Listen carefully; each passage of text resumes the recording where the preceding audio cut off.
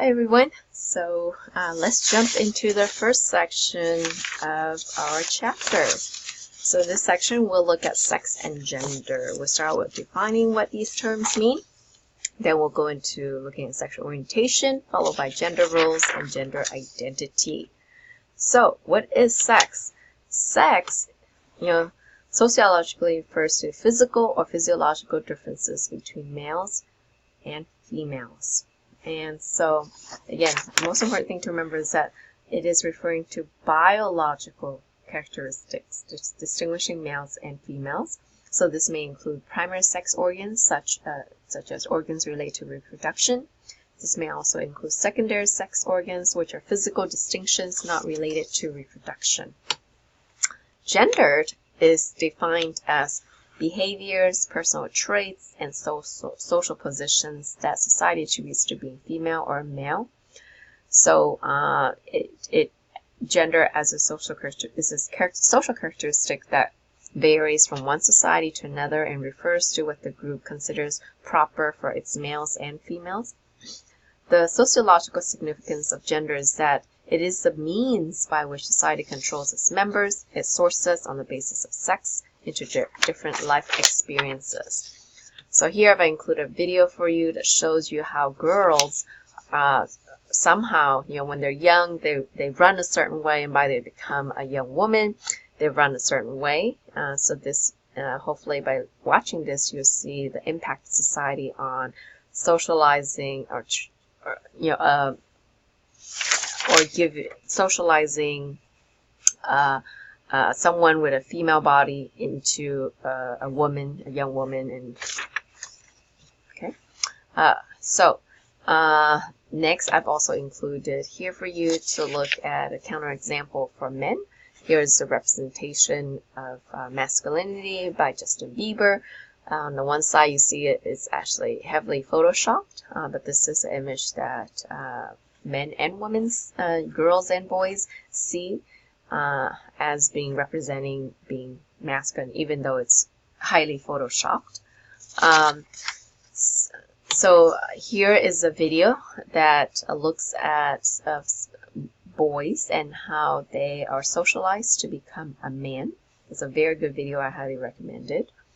And here you hear this video is a recording of young men, directly sharing what it feels like to be a man into the contemporary society. And here, this is a documentary looking at masculinity in popular culture. It's also a very, very good video as well. Okay, so gender here can be, as we're defined, it's social characteristics, and it varies from one side of society to another. So gender may include categories such as being a woman or girl, man or boy, transgender, third gender, and perhaps even many more. Sexual orientation is the physical, mental, emotional, and sexual attraction to a particular sex, and it varies from society to society. So, and also different sexual orientation as well. So, assuming heterosexual orientation in Japan, at least in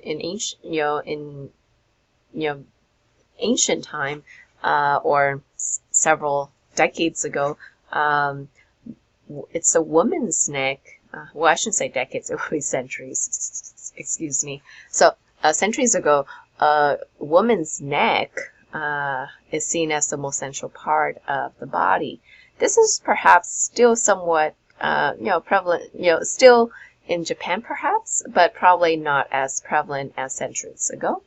So, on the other hand, in Africa, with the Surma tribe, what is sexually attractive to a heterosexual man is a woman with a large metal plate on her, either her ears or on her lips. So as you can see, the bigger the plates, the sexier it is.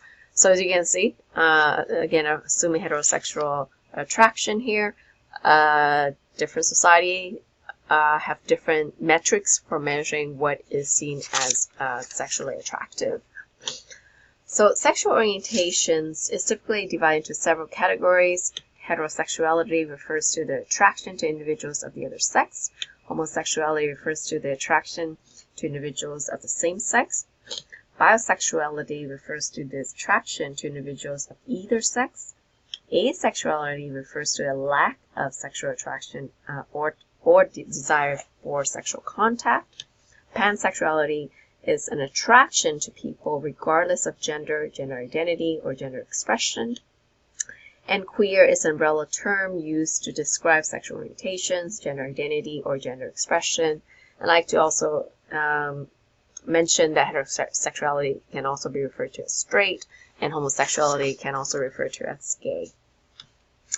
So, in the United States, we are a heteronormative society, which means that many people assume heterosexual orientation is biologically determined and unambiguous. So consider LGBTQ people. So LGBTQ stands for lesbian, gay, bisexual, transgender, and queer. So these people are often asked, when did you know you were gay? But heterosexuals are rarely asked, when did you know that you were straight? So a scholar named Kinsey is known for being the first, among the first to conceptualize sexuality as a continuum rather than the strict dichotomy of either gay or straight.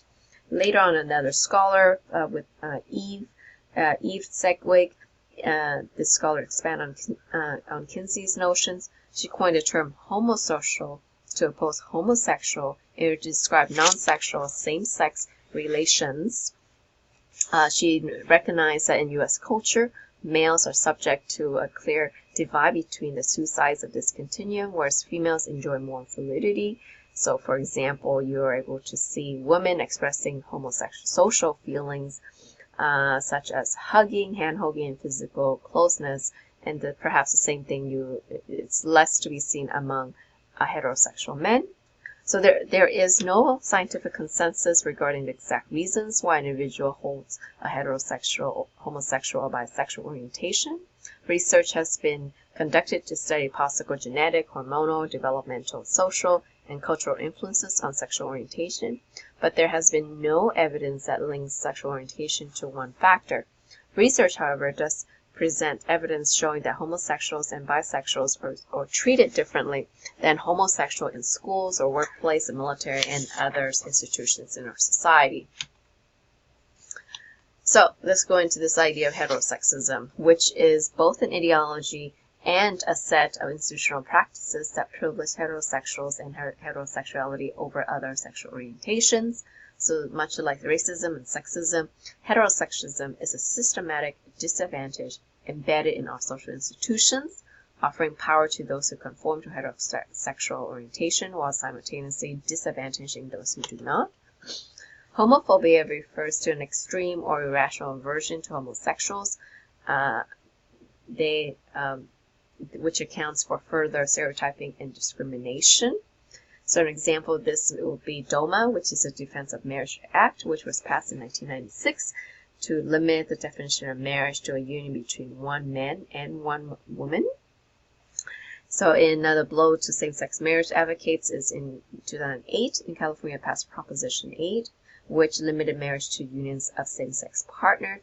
Over time, however, it's important to recognize that advocates of same-sex marriages have also won several cases, including a 2013 court decision that overturned part of DOMA, and also a 2010 ruling that found California's Proposition 8 unconstitutional. Okay, next I'd like to share with you a video that I must warn that it contains adult content and can be traumatic. As is a fight scene, there's blood, and of course there's fighting. So you don't have to watch it if you don't want to, but it's a very good film. A short video, I'm sorry, nuts. So if you're interested, I highly recommend you to watch it. Okay, gender roles are defined as society's concept of how men and women are expected to look and how they should behave. Gender roles are based on norms or standards set by society, and often they're learned through play, the media, family, and other institutions in our society. Gender identity refers to a person's deeply held internal perception of his or her gender. This may include, for example, transgender, which are individuals who identify and identify with the role that is different from their biological sex. Gender identity also includes transsexuals, which are individuals who attempt to alter their bodies through medical interventions such as surgery or hormonal therapy so that their physical being is better aligned with gender identity. They may also be known as male to female or female to male. Not all transgender individuals choose to alter their bodies. Many will maintain their original anatomy but may present themselves to society as another gender. So they may, for example, adopt a dress, hairstyle, mannerism, and other characteristics typically assigned to another gender. It's also important to note that people who cross-dress does not mean that they are a transgender, since cross-dressing can simply be a form of expression, entertainment, or personal style. So dysphoria refers to a condition in which people whose gender at birth is contrary to the one they identify with. This label replaced the term gender identity disorder in the American Psychiatric Socio-Diagnostic and Statistical Manual of Mental Disorders, or DSM-5. It is less, this term dysphoria is less stigmatizing than gender identity disorder, and while it's less stigmatizing, it also maintains a category that will protect patient access to care, including hormone therapy and gender reassignment therapy. So here I've included a video for you about Chaz, who went through hormonal and surgical gender transformation. Chaz is a child of Sonny Bono and Cher. So go ahead and stop this video so you can watch it. And in fact, that video will wrap up the first section of our chapter.